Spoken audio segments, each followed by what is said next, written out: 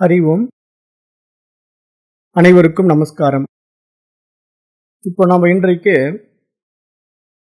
பார்க்க இருக்கின்ற வகுப்பு சாந்தோக்கிய உபநிஷதம். இந்த சாந்தோக்கிய உபநிஷத்துல கடந்த பகுதிகளில் அர்ச்சிராதி மார்க்கம் அப்படின்னு இந்த சாஸ்திரம் சொல்லிக் கொடுக்குது. சாதகர்கள் செல்லுகின்ற வழி. அப்ப இங்க வழி என்பதற்கு மரணத்திற்கு பிறகு ஆன்மீக சாதகர்களும் இறைஞானி பெற்ற மகான்களும் செல்லுகின்ற அர்ச்சிராதி மார்க்கம் அல்லது ஒளிப்பாதை என்ற பொருளையும் கொள்ளலாம் என்பதாக இந்த உபனிஷத் நமக்கு சுட்டி காட்டுவதாக இந்த இடத்துல நாம இந்த உபனிஷத்துடைய இந்த பகுதியை முடிக்கிறோம். அப்ப உபகோசல வித்தை போன்ற தியானங்களை பழகி ஆன்மீக அனுபூதிகளை பெற்றவர்கள் மரணம் அடைந்த பிறகு அவர்களுக்கு அந்திம கிரியைகள் செய்தாலும் செய்யாவிட்டாலும் அவர்கள் ஒளி உலகை அடைகிறார்கள். ஒளியிலிருந்து பகலிலிருந்து வளர்ப்பிறையிலிருந்து சூரியன் வடக்கு நோக்கி செல்கின்ற உத்தராயண காலத்தில் 6 மாதங்களும் 6 மாதங்களிலிருந்து வருடத்திற்கு சூரியனிலிருந்து சந்திரனிலிருந்து மின்னல், இப்படி எல்லாம் கடந்து உலகத்தை அடைகிறார்கள். சத்தியலோகத்திற்கு வருகின்ற மனிதர் அல்லாத ஒருவர் அங்கே அவர்களை ஒளிப்பாதை வழியாக அழைத்து செல்கிறார். இந்த பாதை இறைப்பாதை. அதில் செல்பவர்கள் மானிட உலகாகிய சூழலில் மீண்டும் வருவதில்லை, மீண்டும் பிறப்பதில்லை என்று இந்த இடத்துல இந்த உபனிஷத்தை சுட்டி காட்டு. அப்ப இந்த உபனிஷத்தை இப்படி சுட்டி காட்டும் போது நமக்கு என்ன தோணும் அப்படின்னா, அப்ப இந்த மாதிரி நமக்கு 6 மாத காலங்கள்ல உத்தராயண காலம் இருக்கு, 6 மாத காலம் தட்சிணாயன காலம் இருக்கு. அப்ப இங்க உத்தராயணம் அப்படிங்கிறது ஒரு உயர்ந்த காலம், தட்சிணாயனம் ஒரு சாதாரண காலம் அப்படிங்கிற மாதிரி நம்ம இங்க பேசுறதை வச்சு கணக்கு போட்டு வச்சிருக்கோம். ஆனா இங்க உத்தராயணம் தட்சிணாயனம் அப்படிங்கறத நம்ம எப்படி பார்க்கணும் அப்படின்னா, இப்ப தட்சிணாயனம் அப்படின்னா என்ன, தட்சிணம் அப்படின்னா என்ன, தெற்கு. இப்ப உத்தராயணம் அப்படின்னா உயர்ந்தது அப்படின்னு அர்த்தம். இப்ப இந்த விஷயத்த பூடகமா மகான்கள் பேசுறாங்க. அப்ப இங்க நம்ம சாஸ்திரங்களை படிக்கும் போது உயரிய விஷயங்களை நம்ம உள்வாங்கும் போது நம்முடைய மைண்டானது என்ன ஆகுதுன்னா அப்டேட் ஆகும், லிஃப்ட் ஆகும். தேவையில்லாத விசேஷங்களிலிருந்து விலகி நம்முடைய உண்மை தன்மைகளை புரிய வச்சுக்கோம். அப்படி புரிய வைக்கும் போது அதுதான் இங்க நம்முடைய தெய்வீக தன்மையை வெளிக்கொண்டு வருவதற்கான ஒரு விவேகமான பாதை என்பதை இங்க ஒளிப்பாதை என்று இங்க சாஸ்திரம் கூற வருவதாக நாம் இங்க புரிந்து கொள்ள வேண்டும். நம்ம ஒளிப்பாதை அப்படின்னா இறந்த பிறகு எங்கேயோ அப்படியே போறது அப்படிங்கிற மாதிரி தப்பா புரிஞ்சுக்க கூடாது. பட் இதெல்லாம் சாஸ்திரங்கள்ல பூடகமா கதைகள்ல சொல்லப்பட்டிருக்கு. ஆனா அந்த கதைகளுடைய தாத்பரியம் நம்ம புரிஞ்சுக்கணும். அந்த கதைகளை மட்டும் நம்ம எடுத்துக்கிட்டு அப்படியே ஃபாலோ பண்ணக்கூடாது. அப்ப அதுக்குண்டான ஞான பாதையை இந்த சாஸ்திரம் சொல்லி கொடுக்கும். மரணத்துக்கு பின் அப்படிங்கும் போது என்ன பேசுது அப்படின்னா, இப்ப மரணத்துக்கு பின்னால மனிதன் தனது வினை பயன்களுக்கு ஏற்ப 3 பாதைகள் வழியாக செல்கிறான் அப்படின்னு இங்க சாஸ்திரம் சொல்லும். பல்வேறு உலகங்களுக்கு சென்று நல்வினை அல்லது தீவினைகளை அனுபவித்து மீண்டும் பூமிக்கு திரும்புகின்ற சாதாரண மனிதர்கள் செல்வது கிருஷ்ணகதி. அது என்னன்னா பித்ருயானம் அல்லது புகைப்பாதை அப்படின்னு பேர். அப்ப தீய வினை பயன்களின் காரணமாக மிருகங்கள் தாவரங்கள் போன்ற பிறவிகளை எடுக்க நேர்வோர்கள் செல்லுகின்ற பாதை அதோகதி அல்லது கீழ்ப்பாதை என்பதாக இந்த சாஸ்திரம் சொல்ல வருது. அப்ப இந்த மாதிரி ஒரு கீழ்ப்பாதை, ஒரு அதோகதி பாதை அப்படின்னா என்ன? அதாவது நமக்கு இந்த உலகத்துல மனிதனாக நம்ம பிறந்திருந்தாலும் நமக்கு அந்த உண்மை நிலை என்ன தெரியல. இப்ப கிருஷ்ணகதி அப்படின்னு ஏன் அதை சொல்லுதுன்னா, கிருஷ்ணம் என்றால் இருள் என்று அர்த்தம். இப்ப கிருஷ்ணன் அப்படின்னா நீங்க உடனே பகவான் ஸ்ரீ கிருஷ்ணன் நினைச்சுக்க கூடாது. இங்க சான்ஸ்கிரிட்ல கிருஷ்ணன் அப்படின்னா கருமை அப்படின்னு அர்த்தம். அப்ப அந்த கருமைங்கிற பெயர்ல இங்க கிருஷ்ண பாதை கிருஷ்ணகதி அப்படின்னா இருள் சூழ்ந்த உலகத்துக்கு போயிடுவோம். அது புகைப்பாதை. அங்க ஒண்ணுமே தெரியாது. அப்ப நம்ம தீய வினைகளின் பயனாக அந்த மாதிரி கீழ்நிலை பாதைக்கு போய் நம்ம கீழ்நிலை பிறவிகளை எடுக்கிறோம் அப்படிங்கறது இங்க பூடகமா சாஸ்திரம் சொல்லுது. அப்ப யார் ஒருவன் உத்தராயண பாதை மேல்நிலை பாதைக்கு செல்ல முடியும் அப்படின்னு பார்த்தா, ஆன்மீக சாதனைகள் செய்து இறை அனுபூதி பெற வேண்டும். அப்பதான் அவங்க மேல்நிலை பாதைக்கு போக முடியும். அப்ப இறை அனுபூதி பெற்ற மகான்கள் செல்வது அர்ச்சராதி மார்க்கம் என்ற தேவயானம் அல்லது சுக்லகதி என்று ஒளிப்பாதை என்பதாக இங்க பார்க்கிறோம். சுக்லகதி அப்படின்னா சுக்லம் என்றால் வெண்மைன்னு அர்த்தம். இப்ப கிருஷ்ணம் என்றால் கருமை, சுக்லம் என்றால் வெண்மை. அப்ப நம்ம சுக்லகதியில போறோம் அப்படின்னா வெள்ளை நிறத்துல இருக்கக்கூடிய பாதையில போறோமா அப்படின்னு எடுத்துக்காம, சுக்லகதி அப்படின்னா நம்ம ஒரு ஒளி பொருந்திய பாதையில போறோம் அப்படின்னா நம்ம ஒரு அறிவு சார்ந்த வாழ்க்கையை வாழுகின்றோம்னு புரிஞ்சுக்கணும். அதாவது நம்ம இந்த விஷயங்களை வெளிப்படையா மகான்கள் பேசாம இந்த மாதிரி பூடகமா பேசிக்கிட்டே போவாங்க. அப்ப இங்க ஒளி பொருந்திய பாதை அப்படிங்கிறது இந்த மாதிரி அத்தியாத்ம ஞானத்தின் மூலமாக நம்ம அறிந்து கொண்ட ஞானம் தான் நமக்கு ஒளி பொருந்திய பாதை என்பதாக இங்க நம்ம பார்க்க வேண்டியதா இருக்குங்கிறத இங்க சாஸ்திரம் சொல்ல வரும். இதை நம்ம நல்லா மனதுக்குள்ள வச்சுட்டு நம்ம எது வழியா பயணிக்கணும்ன்றத புரிவு பண்ணணும். இப்ப அடுத்தது என்ன சொல்றது அப்படின்னா, இப்ப இந்த இடத்துல சுவாமி விவேகானந்தருடைய ஒரு கருத்தை இந்த உபனிஷத்துடைய விரிவுரையாளர் இருக்காங்க, அந்த கருத்துரைகளை எழுதின மகான்கள் இருக்காங்க. அவங்க என்ன சொல்ல வராங்க இந்த இடத்துல அப்படின்னா, சுவாமி விவேகானந்தருடைய கருத்தை வச்சு இந்த இடத்துல பேசுறாரு. அதை நம்ம பார்க்கலாம். இப்ப இந்த மாதம் வருடம் என்பதையெல்லாம் தெளிவாக அறிந்தவர்கள் யாரும் இல்லை. ஒவ்வொருவரும் தனக்கு தோன்றியதை பொருட்கொள்கின்றனர். சிலர் இவைகள் வெறும் பிதற்றல் என்று கூறுகின்றார்கள். சூரிய மண்டலத்திற்கு போவது, சந்திர மண்டலத்திற்கு போவது, மின்னல் மண்டலத்திற்கு ஒருவன் அந்த ஆன்மாவுக்கு உதவி செய்வது, இவைகள் பற்றி யாருக்கும் எதுவுமே தெரியாது அப்படின்னு சுவாமி விவேகானந்தர் சொல்றாரு. ஏன்னா இங்க ஞானப்பாதை அப்படிங்கறத புரிஞ்சுக்காம, இப்ப சுக்ல கதி அப்படின்னா நம்ம இறந்த பிறகு ஏதோ அந்த சூரியனுடைய ஒளிக்கற்றை வழியா போறதாகவும், கிருஷ்ண கதி அப்படிங்கும் போது ஏதோ அதல பாதாத்துக்குள்ள நம்ம சிக்கிக்கிற மாதிரியும் இங்க சாஸ்திரம் பேசுறத அப்படி புரிஞ்சு வச்சுட்டு இருக்காங்க. ஆனா அப்படி இல்லை. இங்க ஞானம்ங்கிற பாதை நமக்கு சுக்ல கதியாகவும், அஜ்ஞானம் என்ற பாதை கிருஷ்ணகதியாகவும் இங்க சாஸ்திரம் சொல்ல வர்ற விஷயமாக பார்க்க வேண்டும் அப்படிங்கிற ஒரு மிகப்பெரிய ஒரு விஷயத்த இங்க சுவாமி விவேகானந்தர் சொல்வதாக இந்த பாதை இந்த பகுதியில ஒரு விளக்க உரை ஆசிரியர் இதை எடுத்து மேற்கொண்டு காட்டுற. அப்ப அதை நம்ம இங்க புரிஞ்சுக்கணும். அப்ப இங்க அதை நம்ம புரிஞ்சுக்கிட்டு இந்த பாதையில நாம எந்த பாதையில போகணும், சுக்ல கதியில போகணும் அப்படிங்கும் போது அறிவு பாதையில் நம்ம பயணிக்கணும் அப்படிங்கிற அடிப்படையில இதை நம்ம பார்க்க வேண்டியதா இருக்கு. இந்த முறையில இந்த 15வது பகுதி நிறைவு பெறுகிறது. இந்த சாந்தோக்கிய உபநிஷத்தினுடைய 15வது பகுதி. அப்புறம் அடுத்தது 16வது பகுதியில யாகத்தில் தவறுகள் அப்படிங்கிற ஒரு தலைப்புல இங்க பேசுது உபநிஷதம். இது 4வது அத்தியாயத்தினுடைய இறுதி பகுதியாக பார்க்கிறோம். இப்ப 2 யாகங்களில் நேரக்கூடிய சில தவறுகள் பற்றியும் அவற்றின் பரிகாரத்தை பற்றியும் இங்கு சாஸ்திரம் எடுத்து சொல்வதாக இந்த இடத்துல வருது. அது என்ன அப்படின்னு பார்க்கும்போது, பெரிய யாகங்களில் பொதுவாக 18 பேர் முக்கியமானவர்கள். அவர்கள் ரிக்வேத புரோகிதர்கள் அப்படின்னு நம்ம பார்த்தோம். ஏற்கனவே அவங்களை ஹோத்ரு அப்படின்னு சொல்லுவோம், கணபாடிகள் சொல்லுவோம். கணபாடிகள் ஹோத்ரு அப்படின்னாலும் அதுக்கு பேர் வச்சிருக்கோம். அப்ப 4 பேர் யஜுர்வேத புரோகிதர்கள். அவர்கள் அத்வர்யூங்கிற கணபாடிகளா சொல்லுவோம். அப்ப இங்க அத்வர்யூ, ஹோத்ரு, அப்புறம் உத்கார்த்ரு அப்படிலாம் நம்ம ஏற்கனவே நம்முடைய பாடத்திட்டங்கள்ல நம்ம பார்த்திருக்கோம் இல்லையா. இது மாதிரி 4 பேர்களா வருவாங்க. அப்ப இதுல யஜுர்வேத புரோகிதர்கள் 4 பேர், சாமவேத புரோகிதர்கள் 4 பேர், 4 வேதங்களும் தெரிந்த புரோகிதர்கள் 4 பேர் அப்படின்ட்டு யாகம் யாருக்காக செய்யப்படுகிறதோ அந்த யஜமானன், அப்புறம் அவருடைய மனைவி, அப்படி 4 பேர் கொண்ட குழுவில் ஒருவர் தலைமை புரோகிதராக செயல்படுகிறார். இவர்களின் 4 வேதங்களும் அறிந்த புரோகிதர் தலைமை புரோகிதர் என்ற பிரம்மா என்பதாக அழைக்கப்படுகிறார் என்று இந்த இடத்துல இந்த யாகத்தினுடைய வேள்வியை நடத்துகின்றவர்களை பற்றி இங்க ஒரு அறிமுக உரையா இங்க சொல்லுது. இதுல ரிக்வேத புரோகிதர்கள் உரிய வேளையில் உரிய தேவர்களுக்குரிய மந்திரங்களை ஓத வேண்டும். யஜுர்வேத புரோகிதர்கள் அந்த தேவர்களுக்குரிய ஆகுதிகளை உரிய மந்திரங்களில் அக்னியில் சமர்ப்பிக்க வேண்டும். சாமவேத புரோகிதர்கள் உரிய சாமகானங்களை இசைக்க வேண்டும். யாகங்களில் பிரம்மாவின் இடம் மிகவும் முக்கியமானது. இவர் யாகத்தின் ஒவ்வொரு அம்சத்தையும் நன்றாக தெரிந்தவராக இருக்க வேண்டும். மந்திரங்கள், கிரியைகள் அனைத்தையும் அவர் கண்காணிக்க வேண்டும். எங்காவது தவறு நேர்ந்தால் அதற்குரிய பரிகாரத்தை அவர் செய்ய வேண்டும் என்பதாக இந்த இடத்துல பார்க்கிறோம்.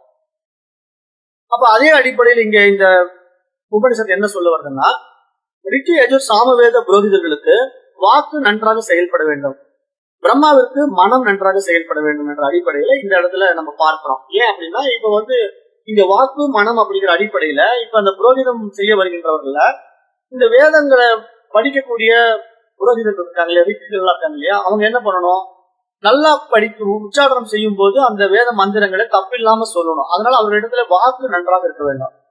ஆனா அந்த புரோகிதர்களுக்கு தலையாய புரோகிதரா இருக்கக்கூடிய பிரம்மாங்கிறவர் மனதளவுல திடமா இருக்கணும். ஏன்னா அவர் அவங்க ஏதாவது தப்பு செய்யறாங்களாங்கிறத கண்காணிச்சுட்டே இருந்து டக்குன்னு அதை சரி பண்ணி கொடுக்கக்கூடியவரா அவர் இருக்கணும். அப்படிதான் இந்த வேள்விகள் நடத்தப்பட வேண்டும் என்ற புற வேள்விகளுடைய அடிப்படையில இந்த சாஸ்திரம் சொல்ல வருது இல்லையா. இதை நம்ம அகவேள்வியின் அடிப்படையில பார்க்கும்போது கூட இப்ப நாம இப்ப நம்ம நடைமுறையில வாழுகின்ற இந்த வாழ்க்கை முறை அப்படிங்கிறது இங்க நம்முடைய மனோ வாக்குல தான் அடங்கியிருக்கு. அப்ப அந்த மனோ வாக்குல நம்ம மனதளவுல எப்படி இருக்கிறோம், எந்த அளவுக்கு நம்ம நம்மளை கண்காணிக்கிறோம், எந்த அளவுக்கு நம்ம அகவிழிப்போடு இருக்கிறோம் அப்படிங்கிற அடிப்படையில தான் நம்முடைய அகவேள்வி சரியாக நடக்கும். இப்ப நம்ம அகவேள்வி சரியாக நம்ம நடக்கிறதுல எப்ப தப்பு நடக்கும் அப்படின்னு பாத்தீங்கன்னா, அந்த பிரம்மா என்கின்ற பிரதான புரோகிதர் இருக்கார் இல்லையா, அதுதான் மனசு. அப்ப அந்த பிரம்மா என்ற பிரதான புரோகிதர் சரியா கண்காணிக்கப்படலைன்னா, நம்முடைய புலன்களுடைய அடிப்படையில உடல்களுடைய அடிப்படையில நம்ம கவனிக்கப்படாமல் இருந்தோம் அப்படின்னா அங்க தவறுகள் நடக்க வாய்ப்புகள் இருக்கு. அப்ப அந்த தவறுகள்னால என்னன்னா அந்த யக்னம் கெட்டு போகும், அந்த வேள்வி கெட்டு போகும். இப்ப பிரம்மாங்கிற புரோகிதர் இப்ப புற வேள்வியில சரியா கண்காணிக்காம விட்டார் அப்படின்னா அந்த வேள்வியை செய்து கொண்டிருக்கிற ஒரு ரிக்குகள் இருக்காங்க இல்லையா, கணபாடிகள் இருக்காங்க இல்லையா, அவங்க என்ன பண்ணுவாங்க, தப்பு தப்பா மந்திரங்கள் சொல்லி அந்த வேத மந்திரத்தை சரியா உச்சரிக்காம சொல்லிட்டாங்கன்னா அந்த வேள்விக்கு ஒரு பங்கம் வந்துடும். அப்ப அந்த வேள்வி செஞ்சு பலன் இல்லை, அந்த எஜமானனுக்கு பலன் இல்லாம போயிடும். அப்ப அது மாதிரி இங்க வந்து நம்மை நாம் உணர்வதற்கான ஒரு விஷயமாக இங்க இந்த உடம்பு வந்து எடுத்துட்டு இருக்கு. ஆன்மா ஆத்மா அப்படின்னா நம்முடைய எஜமானம் தான் எங்க ஆன்மா. நம்ம ஏற்கனவே இதை வந்து கடோபனிஷத்துல பார்த்தோம். கடோபனிஷத்துல வந்து ஒரு தேரினுடைய கதையை எடுத்து நம்ம பார்க்கும்போது, ஒரு தேரில் பூட்டப்பட்ட தேர் ஓட்டி வந்து யாரு, புத்தி, அப்புறம் அந்த கடிவாளங்கள் எல்லாம் என்ன, மனசனுடைய புலன்கள் அப்படின்னு ஒவ்வொன்றும் நம்ம பார்த்தோம் இல்லையா. அப்ப அந்த தேர்ல உட்கார்ந்து இருக்கிற எஜமான் யாரு, ஆத்மா. அப்ப இங்க ஆத்மா வந்து தன்னுடைய இலக்கை அடையணும் அப்படின்னா அந்த உடல் என்ற தேர்ல வந்து இங்க புலன்கள் சரியா இருக்கணும், அப்புறம் அங்க புத்தி சரியா வேலை செய்யணும், மனசு சரியா வேலை செய்யணும், குதிரைகள் எல்லாம் கரெக்டா இருக்கணும் அப்படின்னு நம்ம எல்லாமே பார்த்தோம். அது மாதிரி இங்கேயும் இந்த சாஸ்திரம் இது அப்படி கூடகமா சொல்லுது. இங்க வந்து வேள்வியில அடிப்படையா வச்சு இந்த விஷயத்த இங்க விளக்கம் கொடுக்குது. அந்த வேள்வியினுடைய விளக்கம் என்னன்னா, இங்க புரோகிதர்கள் எப்படி புறவேள்வி செய்யும் போது அந்த வார்த்தைகளை சரியா கையாளாம தப்பு செய்தா அந்த வேள்வி பங்கம் வந்துருமோ, அது மாதிரி நாம் இந்த உலகத்துல கையாளுகின்ற விஷயங்களை சரியாக கையாளவில்லைன்னா அதுல பங்கம் வந்துடும். அப்ப அது பங்கம் வராம சரியா செய்யணும்னா அங்க எப்படி தலைமை புரோகிதராக இருக்கின்ற பிரம்மா இருந்து வழி நடத்துகிறாரோ, அது மாதிரி இந்த நம்ம உடல் இயங்குவதற்கான தலைமை புரோகிதரான மனசுதான் இங்க பிரம்மாவா இருக்கு.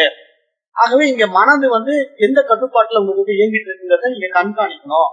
அப்ப மனம் வந்து அதனுடைய ஞாபக சக்தி இல்லாம பிரம்மா எங்கேயோ வேடிக்கை பார்த்துக்கிறாருன்னு வைங்க.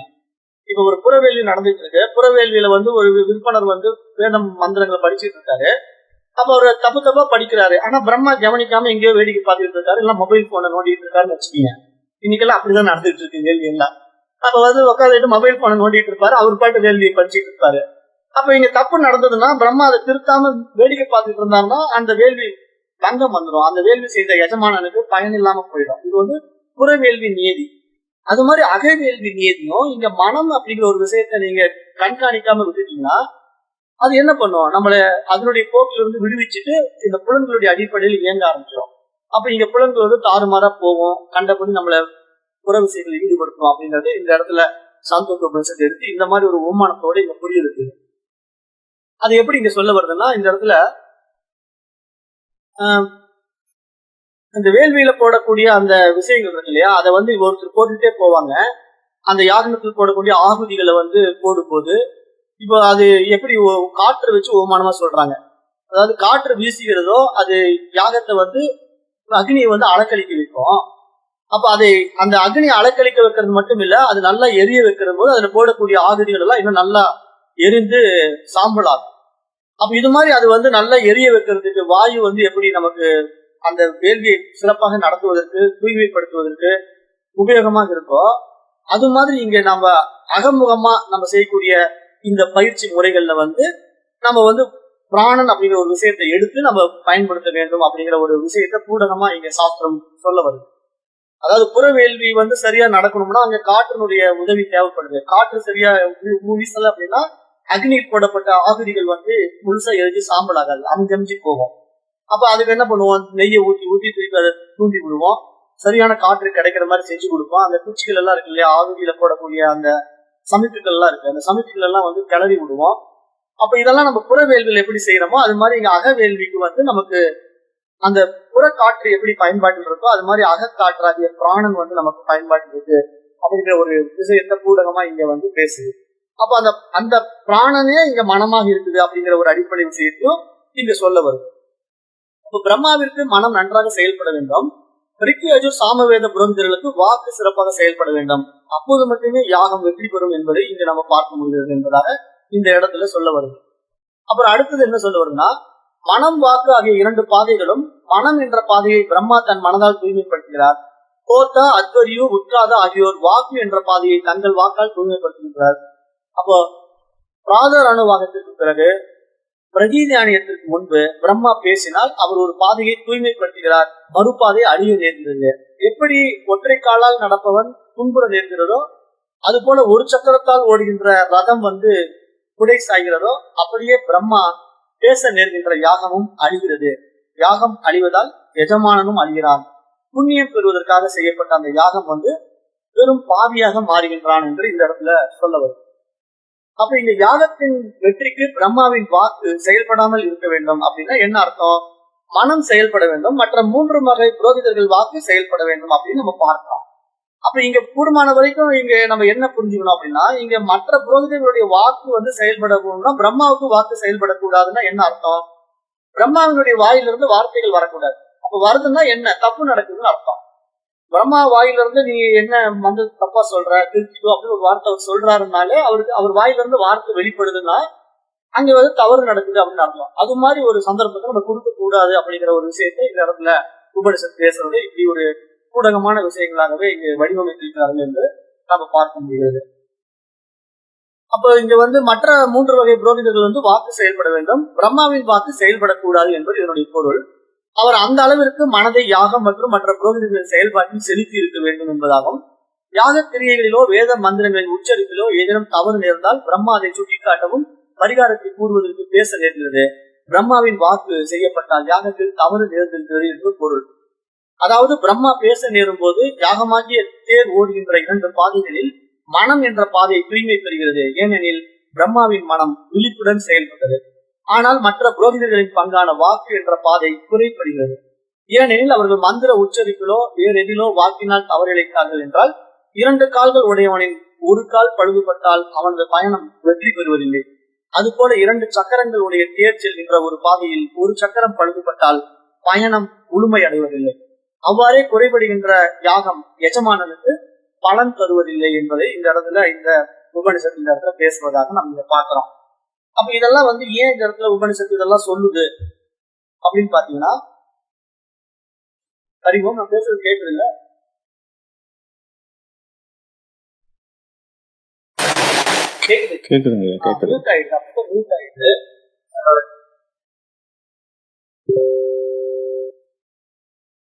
அப்ப இங்க இந்த இடத்துல என்ன சொல்லுது? 2 கால்களால் நடப்பவனின் பயணம் இலக்கை அடைகிறது. அதுபோல் 2 சக்கரங்களுடன் ஓடுகின்ற தேரின் பயணம் வெற்றிகரமாக அமைகிறது.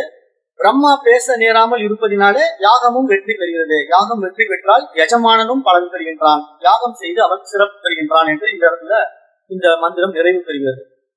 அப்ப இதெல்லாம் வேத காலத்துல நம்ம எப்படி எல்லாம் யாகம் பண்ணணும், இதெல்லாம் எப்படி ப்ரொசீஜர் அப்படிங்கிற விஷயத்தெல்லாம் நம்ம இப்போ ஓரளவுக்கு மேலோட்டமா பார்த்துட்டோம். இதை பத்தி நம்ம நிறைய ஏற்கனவே பல உபநிஷதங்கள் மொழியில பேசி இருக்கிறோம். அப்ப இங்க தவறுக்கு பரிகாரம் என்ன அப்படிங்கறது இந்த வேள்வியில பார்க்கும்போது, யாக மந்திரங்களின் உச்சரிப்பில் தவறு நேர்ந்தால் அதற்கு பரிகாரமாக வியாக்கிருதி ஹோமம் செய்ய வேண்டும். வியாக்கிருதி ஹோமத்தை பற்றிய பகுதி இனி வருகின்றது. இதன் மூலம் 3 மந்திரங்கள் வியாக்கிருதி மந்திரங்களின் மகிமையை கூறுகின்றன.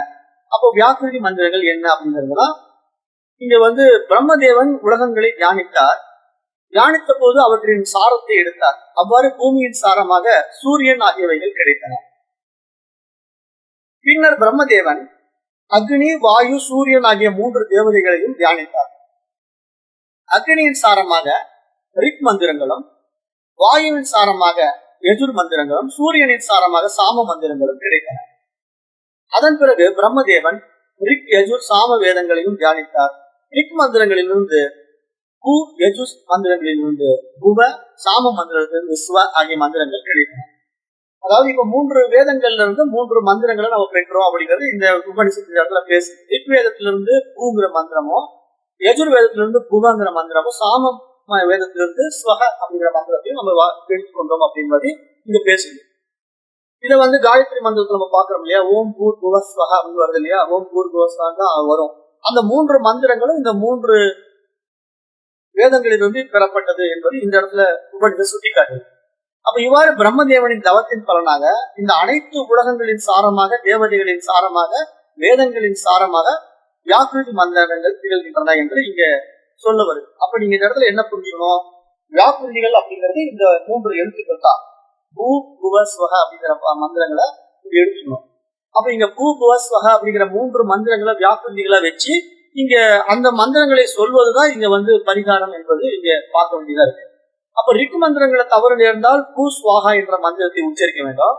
பிரம்மா காகபத்தி அக்னியில் ஆகுதி அளிக்க வேண்டும். ரிக் மந்திரங்களை காரணமாக ஏற்பட்ட குறையை ரிக் மந்திரங்கள் மேன்மேலும் ஆற்றலாலும் பிரம்மா சரி செய்கிறார் என்பதாக இந்த இடத்துல இந்த மந்திரம் சொல்ல வருது. அது மாதிரி யஜுர் மந்திரங்களை தவறு நேர்ந்தால் புவஸ்வாகா என்ற மந்திரத்தை உச்சரித்து பிரம்மா அக்னியில் ஆகுதி அளிக்க வேண்டும். யஜுஸ் மந்திரங்களின் காரணமாக ஏற்பட்ட குறையை யஜுர் மந்திரங்கள் மேன்மையாலும் ஆற்றலாலும் பிரம்மா சரி செய்கிறார் என்பதாக பார்க்கப்படுகிறது. அதே மாதிரி சாம மந்திரங்கள் தவறு நேர்ந்தால் ஸ்வஸ்வாகா என்ற மந்திரத்தை உச்சரித்து பிரம்மா ஆகாவணிய அக்னியில் ஆகுதி அளிக்க வேண்டும்.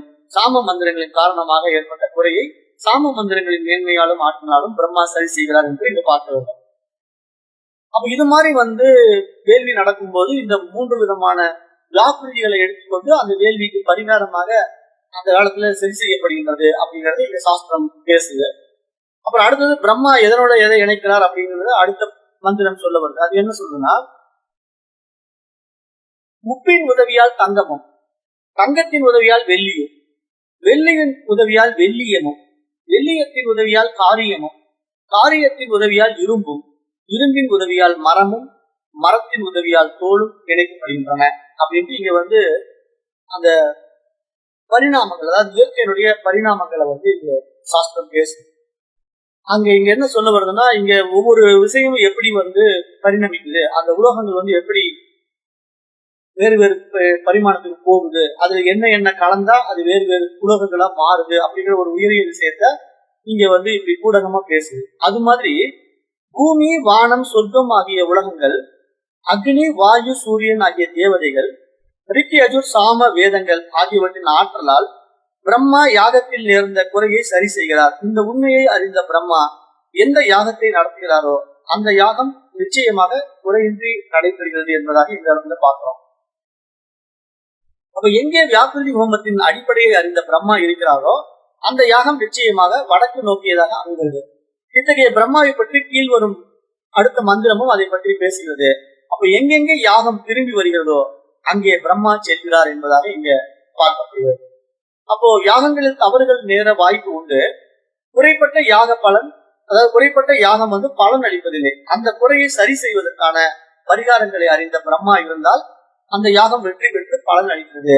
அது வடக்கு நோக்கியது என்பது வடக்கு நோக்கிய உத்தராயண பாதையை தேவயானம் அல்லது அச்சுராதி மார்க்கத்தை குறிப்பிடுகிறது. அப்ப புண்ணியம் செய்தவர்கள் செல்கின்ற பாதை எது? எனவே யாகம் செய்பவன் அந்த யாகத்தின் பலனாக புண்ணியத்தை பெற்று அச்சராதி மார்க்கத்தில் மேலுலகங்களை அடைகிறான் என்பது இந்த இடத்துல வருகின்ற விஷயமாக நம்ம இங்க பார்க்கிறோம். அப்ப இங்க இந்த 17வது பகுதி இதோட நிறைவு பெறுது இல்லையா? இப்போ இதோட 4வது அத்தியாயமும் நிறைவு பெறுகிறது. இப்போ 4வது அத்தியாயம் இந்த இடத்துல முடிச்சிட்டோம். அப்ப இங்க இந்த இடத்துல நீங்க என்ன புரிஞ்சுக்கணுங்கிறத உங்களுக்கு ரொம்ப சிம்பிளா சொல்லிடுறேன். அதாவது இவ்வளவு தூரம் நம்ம பேசிக்கிட்டு இருந்த வேள்வி விஷயங்கள் எல்லாம் பாத்தீங்கன்னா உபனிஷத்தினுடைய கருத்துப்படி நம்ம பார்த்தோம். அதை படிக்கிறவங்களுக்கு என்னமோ விவரமா சொல்லிட்டு வருது, வேள்விகளை பத்தி பேசிட்டு இருக்கு, ஏதோ யாகம் எல்லாம் இப்படி நடத்துவாங்க போல் இருக்கு, அப்போ ரிட்டுகள் எல்லாம் இப்படி செஞ்சிட்டு இருப்பாங்க போல் இருக்கு அப்படிங்கிற மாதிரி நம்ம நினைச்சிட்டு இருப்போம். ஏன்னா நம்ம அப்படிதானே படிக்கும்போது இருக்கு. ஆனா விஷயம் என்ன அப்படின்னா, இங்க நல்லா, அதாவது இந்த விஷயம் எப்படி சொல்ல வருதுன்னு நல்லா புரிஞ்சுக்கணும். அதாவது யாகத்தை வெற்றிகரமாக செய்த பிரம்மா வடக்கு நோக்கி திரும்புகிறார் அப்படின்னு நான் சொல்றது இல்லையா, வடக்கு நோக்கி அமைகிறது அப்படின்னு சொல்ல வருது இல்லையா. இங்க வடக்கு திசை தான் குரு திசை. இப்ப நம்ம குரு தட்சிணாமூர்த்தி எதை பார்த்து உட்காந்துருப்பாரோ தெற்கு பார்த்து உட்காந்துருப்பார். இதுதான் சாஸ்திரத்துல ஐதீகம். இப்ப ஏன் தட்சிணாமூர்த்தி தெற்கு திசையை பார்த்து உட்காந்துருக்காரு அப்படின்னா, இப்ப நாம தெற்கு திசை பித்ருக்களுடைய திசை, அதாவது அழிவு, அதாவது கீழே கிருஷ்ண கதி, இந்த பக்கம் சுக்ல கதி. இப்ப நீங்க தெற்கு நோக்கி போன யமனுடைய பாதை அப்படின்னு சொல்லுவாங்க. தெற்கு யமனுடைய பாதை. அப்ப இங்க ஞான பாதை, அப்புறம் கீழே போகிற இருண்ட நிலைக்கு யம பாதைன்னு சொல்லுவோம். யம பாதைன்னா யமன் எப்படி இருக்கிறான்? இருண்டனா இருக்கிறான், கருப்பா இருப்பான். அப்ப யமன் அப்படின்னாலே அங்க கருமை தான். அப்ப அது மாதிரி ஒரு இருண்ட நிலைக்கு போறதுதான் யமலோகம் அப்படின்னு பேரு. அப்ப இங்க பித்ருக்கள் அப்படிங்கிற நிலையிலேயே அங்க கொண்டு போய் வச்சிருக்கோம் அப்படின்னா, இப்ப இந்த விஷயத்த முழுமையா புரிஞ்சிக்காம ஒருத்தன் போயிட்டான்னா அவன் எங்க போவான்? தெற்கு திசைக்கு தான் போவான். இப்ப இந்த பூமியில பிறவி எடுத்து நல்லா இந்த ஞானத்தை தெரிஞ்சுக்கிட்டான்னா அவன் எந்த பக்கம் போவான்? வடக்கு திசைக்கு தான் போவான். அப்ப இங்க வடக்கு திசை தெற்கு திசை அப்படிங்கிறது என்னன்னா, நீங்க ஞானத்தை நோக்கி திரும்பணும்னா வடக்கு பக்கம் திரும்பணும். அப்ப வடக்கு பக்கம் திரும்பினா மட்டும்தான் உங்களுக்கு சுக்ல பாதை. நீங்க ஞானத்தை நோக்கி போகாம உலக விவகாரங்களுக்குள்ள போயிட்டே இருந்தீங்கன்னா அதுக்கு பேர் கிருஷ்ண பாதை, கிருஷ்ணகதி. அப்ப கிருஷ்ணகதிங்கிறது தெற்கு நோக்கி திரும்பிக்க வேண்டியது. அப்ப தெற்கு நோக்கி திரும்புறவனுக்கு என்ன ஆகும்னா மீண்டும் மீண்டும் அந்த பிறவி சக்கரம் இருக்கு. ஏன்னா அந்த தெற்கு நோக்கி போற பித்ருக்கள் மீண்டும் பிறப்பார்கள் இல்லையா? ஏன்னா அவங்க பிறவி இருக்கு. அப்ப அவங்க மீண்டும் மீண்டும் உடம்பு எடுத்து வந்துட்டே இருப்பாங்க. அப்ப அது மாதிரி இப்ப நாமளும் அஜ்ஞானத்தினால உடம்பு விட்டுட்டோம் அப்படின்னா நாம எந்த பக்கம் போவோம்? தெற்கு நோக்கி போயிடுவோம். அப்ப தெற்கு நோக்கி நம்ம போனா நம்ம போற கதி என்ன? கிருஷ்ணகதி. அப்ப கிருஷ்ணகதியில போயிட்டோம்னா நமக்கு மீண்டும் பிறவி உண்டு. ஏன்னா நம்ம தப்பிக்க முடியாது. ஆக நம்ம பிறவி தப்பிக்கணும், இந்த பிறவியை நம்ம அடுத்த பிறவி வரக்கூடாது அப்படின்னு நினைச்சீங்கன்னா நீங்க எந்த பக்கம் போகணும்? வடக்கு நோக்கி போகணும். அப்ப சுக்ல கதியை நோக்கி போகணும். அப்ப இங்க சுக்ல கதிங்கிறது என்னன்னா ஞானப்பாதை. அப்ப இங்க சாஸ்திரம் அதான் சொல்லுது. இங்க என்ன சொல்ல வருதுன்னா, இங்க ஞானத்தை சொல்லி கொடுக்கிற மகான்கள் குருமார்கள் எல்லாம் எந்த பக்கம் இருக்கிறாங்க? சுக்ல கதியில போயிட்டு இருக்காங்க, சுக்ல கதியில் இருக்கிறாங்க. அப்ப நம்ம அவங்கள புடிச்சுக்கிட்டு நாமளும் போனோம்னா அவங்க பின்னாடியே நாமளும் அந்த சுக்ல கதிக்கு போயிடலாம், அந்த ஒளிப்பாதையில நம்ம போயிடலாம். ஆனா நம்ம இது புரியாம நாம நம்ம போக்குல கண்டபடி வாழ்ந்துட்டு இருந்தோம் அப்படின்னா பித்ருக்கள் உலகத்துக்கு போயிடுவோம். அப்ப நம்ம மீண்டும் பிறவிக்கு வந்துருவோம். அதை இந்த வேள்வியை வச்சு இவ்வளவு ஒரு விழாவாரியா இந்த உபனிஷத் பேசுது. பட் இதை வேள்வி மாதிரியே நிறைய பேர் புரிஞ்சுப்பாங்க. ஆனா இதனுடைய சூட்சம ரகசியம் இதுதான். இங்க பிரம்மா அப்படிங்கிறது தான் குரு. அப்ப அந்த குருங்கிறவரு நம்ம வழிபாட்டு முறைகள்ல நம்ம எப்படி வேணா வச்சுக்கலாம். தட்சிணாமூர்த்தியா வச்சுக்கலாம், தத்தாத்திரேயரை வச்சுக்கலாம், ஆதி சிவமாக வச்சுக்கலாம், பரமசிவமாக வச்சுக்கலாம், எப்படி வேணா வச்சுக்கலாம். அது அவங்களுடைய மனோபாவத்தை பொறுத்தது. ஆனா குரு காட்டுகின்ற பாதை என்பது சுக்லகதி. அப்ப சுக்லகதி என்பது வடக்கு நோக்கிய திசை அப்படிங்கறத நீங்க புரிஞ்சுக்கணும். அப்ப வடக்கு நோக்கிய திசைங்கிறதா அச்சராதி மார்க்கம், ஒளிப்பாதை என்று இங்க சாஸ்திரம் சொல்லி நமக்கு புரிய வைக்குது. அப்ப நீங்க இதை நல்லா புரிஞ்சுக்கீங்க. இந்த உபநிஷத்தினுடைய 14வது பகுதி 4வது அத்தியாயம் நிறைவு செய்யப்படுகிறது. அப்ப இந்த 4வது அத்தியாயத்தினுடைய நிறைவு பகுதி நமக்கு 2 பாதைகள் இருக்கு. அச்சராதி மார்க்கம் என்ற ஒளிப்பாதை, கிருஷ்ணகதி என்கின்ற இருள் பாதை. அப்ப நம்ம இருள் பாதையில போகணுமா ஒளிப்பாதையில போகணுமா அப்படிங்கறத நாம தீர்மானம் பண்ண வேண்டியது நம்மிடத்திலேயே கொடுக்கப்பட்டிருக்கிறது என்பதாக இந்த 17வது பகுதி நிறைவு பெறுகிறது. அப்ப அடுத்தது இதனுடைய தொடர் வகுப்புகளை அடுத்த வகுப்பு வெள்ளிக்கிழமையில நம்ம பார்க்கலாம். இது ஒரு மிகப்பெரிய உபநிஷதம். அதான் நான் சொல்லிட்டே இருக்கிறேன், நிறைய அத்தியாயங்கள் இருக்கு. இப்பதான் நம்ம 5வது அத்தியாயத்துக்குள்ளே வரோம். ஆனா இந்த அத்தியாயத்துக்குள்ள வரும்போது நமக்கு நிறைய வித்தைகள் எல்லாம் நமக்கு தெரிய வரும். அதுக்குதான் இப்ப நிறைய வித்தைகள் இதுல இருந்து எடுத்து நான் உங்களுக்கு கொடுத்துட்டு இருக்கேன். ஏன்னா நான் ஏற்கனவே சொன்னதுதான், இதை தொட்டுட்டேன்னா எனக்கு எப்ப டைம் முடியும்னு என்னால சொல்ல முடியாது. அதே மாதிரி இதை நம்ம எடுத்துட்டோம்னா இதுக்குள்ள இருக்கிற வித்தைகளும் உங்களுக்கு எல்லாம் கொடுக்கணுங்கும் போது நிறைய வித்தைகள் போயிட்டே இருக்கும். இதெல்லாம் நம்ம செய்யறதுக்கு நமக்கு நேரம் இருக்குமான்னு தான் தெரியல. ஆனா இதெல்லாம் ஒவ்வொன்றும் செய்ய செய்ய செய்ய நமக்கு நிறைய மாற்றங்கள் நடக்கும். உடல் ரீதியாகவும் மன ரீதியாகவும் நிறைய மாற்றங்கள் நடக்கும். இந்த மாற்றங்கள் நமக்கு என்ன உண்டு பண்ணோம்னா இறை அனுபூதியை உண்டு பண்ணும். அந்த இறை அனுபூதியை தான் நம்ம அடைய வேண்டிய இலக்குங்கிறத நீங்க புரியும். ஏன்னா அனுபூதிங்கிறது அனுபவம். அப்ப இறைவனை நம்ம அனுபவமாக்குவதற்கான ஒரு வாய்ப்பா நம்ம இதை பயன்படுத்தணும். அதை நீங்க புரிஞ்சுக்கீங்க. அப்புறம் நம்ம அடுத்தது வெள்ளிக்கிழமை வகுப்புல இதனுடைய அடுத்த அத்தியாயத்துல 5வது அத்தியாயத்தை நம்ம பார்க்கலாம். அப்ப இன்றைக்கு நான் நேரம் கருதி இந்த வகுப்பை இத்துடன் நான் நிறைவு செய்கின்றேன். நன்றி. ஓம் தத்சத்.